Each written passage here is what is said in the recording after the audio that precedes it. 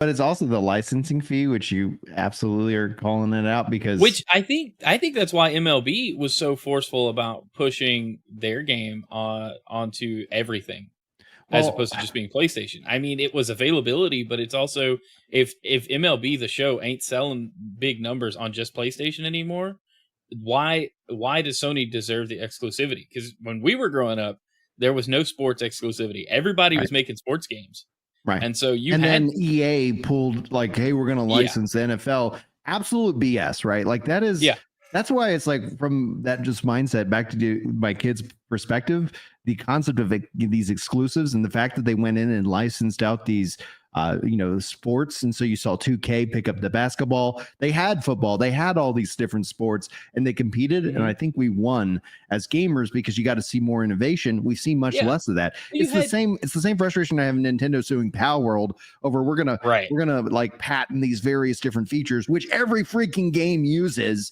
And then it's yeah, like, we're just going to target you because you happen to sell 30 some odd million right. copies of a game that gamers have been telling us that they want to see the evolution of Pokemon, but we're not going to do that because, we know better. Oh no, somebody else actually did it. Competition is key. And I think that's to the panel here. Anybody feel free to take this, but them putting Spider-Man on Xbox immediately happens with the next Xbox that it's on Steam, right? Yeah, What's the significance then of them even moving a game and actually publishing it within the Xbox console, aka the Series S and Series X? Because what's the question I also have for like a follow up for y'all is, do you see them updating the Series X and S to all of a sudden being like, yeah, you can buy our new piece of hardware, or you can still just go install Steam on your current Xbox? What do y'all think?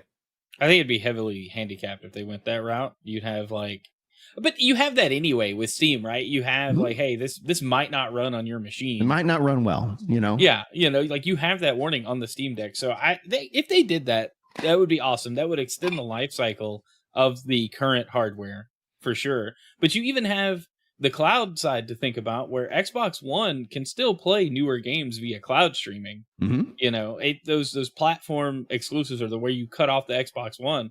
They're like, oh, but you could still play it. You should buy the new hardware, absolutely, but you could still play this. So I think from that perspective, the whatever Microsoft does next is going to be like the dedicated PC we've all been wanting in our living rooms, right? We've mentioned that before. Mm-hmm. There's just no reason to like, I don't know. If anybody's upset by that, like, I'm sorry, but that makes the most sense from the production side and the consumer side, because then it's just easier to engage with the games you want to play. Also, I did the math, boys. All right. At 10% of 10% total PlayStation 5 owners buying Spider-Man, estimating 30% Disney licensing fee, publishing fees, whatever, they would hardly break even. So Wow. they either need more than 10% of PlayStation 5 owners to buy it, which, to be fair, Spider-Man is huge, so that would probably happen. Yeah. Or they need to release on Steam and then Xbox, probably.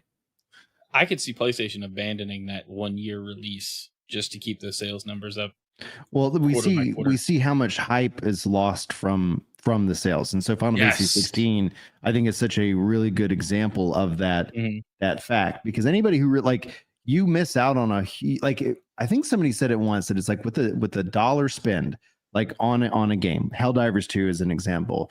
Every dollar spent, advertise that game to not just 70 million PlayStation owners, over 400 million gamers worldwide. It's on Steam, and anybody who has a computer can go and purchase it. And then we saw that actually happen. And then PlayStation stepping on their feet after that with all these different policies. But that being said, is like, yeah, when you're looking at, I think Spider-Man would make money even at 400 million if they just stuck with PlayStation. But the question a lot of people factor out is, what's the opportunity cost? And we saw that conversation around Game Pass this last week. But the opportunity cost of, if you took $400 million and put it into the market over the 7 years it took you to make that game, you actually did not, like, you would have made money doing nothing and letting the market, based off its currently annual average, outperform that investment. You don't want to break even. You don't want to make, you don't want to spend 400 million and make 410 million. Right. Like you want to be able to bring in some of that. And I think what we've seen is that initially when the games came out, there was hype, like, oh, this is the first time I can do that.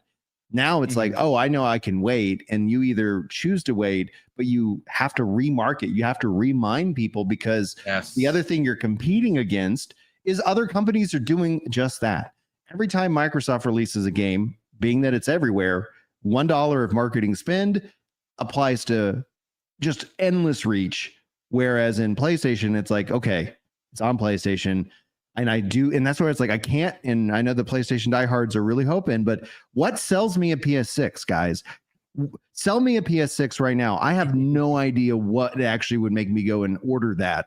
Scrag, what would sell me a PS6? All right, everybody, this is an important announcement for the new console cycle for PlayStation. We have fired all California-based employees, and we are moving our headquarters back to Tokyo. Any questions? Yes, you over there in the red hat. Yes, that does include all the neon-colored hair employees who live in Japan as well. You over there. Yes, that is the translation teams. We're working hard to scour the internet for fan translation sites to hire those people for as translators instead. That would sell me, is if it was just like, hey, translations are going to be fan funded. Yes, Kojima-san. Okay, yes, sir. Kojima-san brought up a great question. Yes, we are going to remove censorship from games that don't have censorship on other consoles. All right, there you go. PlayStation 6, $600. Oh, you think it's coming in at 600? Yeah, 2029. Man, there you go. that's $599, boys. We will certainly see. I love numbers, and I love evidence-based conversation. So you're talking about Spider-Man development costs and this, that, and the third. Check this out for translation. Spider-Man 2, which sold less copies, way less copies than Spider-Man 2018, and officially has sold less copies than Helldivers 2, which had $100 million budget, right? That was the estimated budget for Helldivers, $200 million. So they sold as of I checked, like I think they're closing in on 15 million. So we want to just kind of give them the 15 million